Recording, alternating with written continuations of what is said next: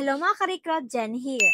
Alam ko marami sa ating hirap makahanap ng trabaho abroad ngayon, lalo na sa UK at European countries. Sobrang dami kasi ng kompetisyon tapos mahirap na makapasok dahil sa visa at requirements. Kaya minsan parang wala na tayong choice pero what if I tell you na may bansa sa Europe na mas konti ang job seekers, mataas ang sahod at mas malaking chance na makapasok? Yes, I'm talking about Luxembourg. Disclaimer, gusto lang po namin i-clarify na wala po kaming direct affiliation sa anumang agency or organization na mababanggit sa video na ito. Ang lahat ng information na ibinahagi ay para sa informational at educational purposes lamang. Para makatulong sa inyo na mas maintindihan ang available opportunities, hinikahayat po namin kayo na mag-research at mag-verify sa tamang authorities at accredited agencies bago mag-proceed sa anumang application. Bakit Luxembourg? Luxembourg isa sa pinakamayamang bansa sa Europe at part pa ng EU. Ang maganda dito, hindi siya kasing saturated ng US, UK, or Germany pagdating sa job seekers. So mas may chance tayo na makahanap ng trabaho. Ang average salary nila ay nasa 3,000 to 5,000 euro per month kahit blue-collar jobs pa. Plus bonus, visa-free travel ka sa 29 Schengen countries. Salary expectation, ito yung ilan sa mga average monthly salary sa Luxembourg. Drivers, around 3,000 euro per month or katumbas na 189,000.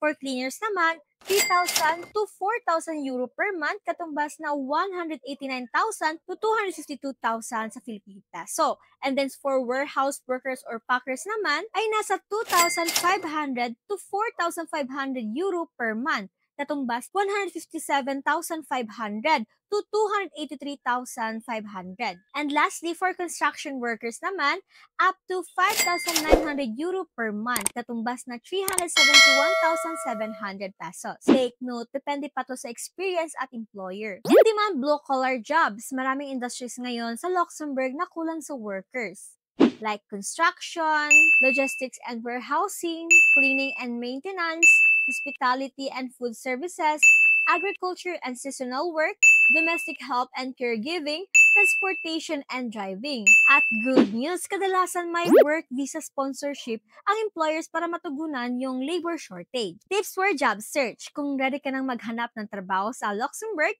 ito yung pinaka-practical at safe tips na pwede mong gawin. First is check international job portals. Gumamit ng trusted sites tulad ng ARS, Indeed, or LinkedIn. I-filter mo agad by location, Luxembourg, at job type. For example, construction, caregiving, para hindi ka maligaw. Use local Luxembourg platform. May mga Luxembourg-based job boards na mas updated sa current vacancies. Advantage nito is mas legit ang posting kasi madalas employer mismo ang naglalagay. And here's the sample legit platforms but you may double check to yourself para mas makasigurado ka. Reach out to recruitment agencies. Dito naman, pumili lang ng registered at licensed agencies. Pwede mo itong i-cross-check sa DMW website para sure na accredited. Kapag agency kasi, mas guided ka sa application process at visa requirements, which much easier for you. Focus on in-demand sectors. Mas mataas ang chance na ma-hire ka kung mag-a-apply ka sa mga kulang sa workers tulad ng construction, logistic and warehousing, caregiving and domestic help, cleaning and maintenance. Tips to avoid scams naman, ito yung isang pinaka-importante. Never pay for job offer. Legal employers or agencies do not ask for placement fees sa blue-collar jobs under the Luxembourg standard. Double-check the employer's name. Hanapin sa online kung legit ba ang company at kung may official website ba. Verify agency accreditation sa Pilipinas, check sa DMW website kung listed sila. Beware of red flags. Ano yun? So, masyadong mas mataas ang sahod para sa too good to be true. Beware of red flags. Ano yun? Masyadong mataas ang sahod na parang too good to be true, which is important talaga na mag-research. Walang formal contract or vague details. Nagmamadali at pinipilit ka magbayad agad. And hindi po dapat ganito.